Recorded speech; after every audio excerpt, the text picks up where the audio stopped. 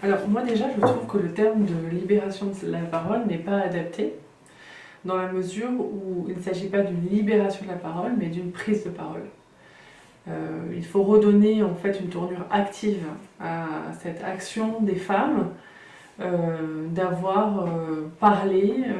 des agressions sexuelles qu'elles subissent. Et je pense qu'il faut replacer cette prise de parole dans l'histoire longue d'une prise de parole des femmes sur ces questions,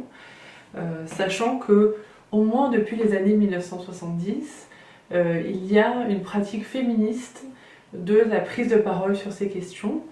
à la fois dans un environnement militant, mais aussi dans les médias, dans des publications, dans des ouvrages,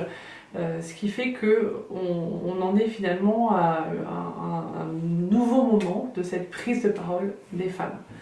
Donc pour moi, il ne s'agit absolument pas d'une forme de délation, puisque l'objectif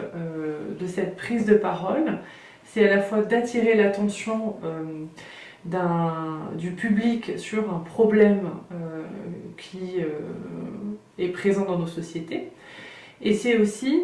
de partager entre femmes une expérience commune afin de montrer l'ampleur de cette réalité sociale. Il y a effectivement une libération de la parole des femmes qui ont été victimes de violences.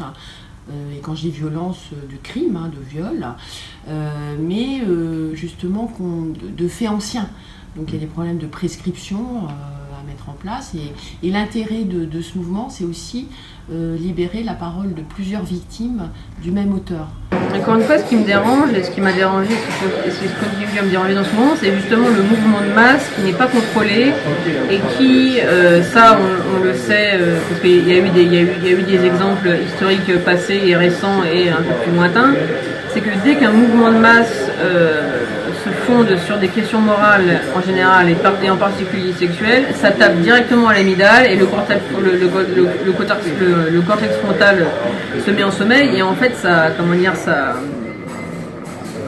incite à des mouvements de foule vraiment où la raison se met en sommeil. La dénonciation n'est pas de la délation, les enjeux sont totalement différents. On est obligé de donner des noms si on veut se faire respecter, si on veut arrêter ça. Et puis surtout, c'est pas parce que j'ai créé Balance ton porc, hashtag Balance ton porc, que je vais faire un méchoui géant.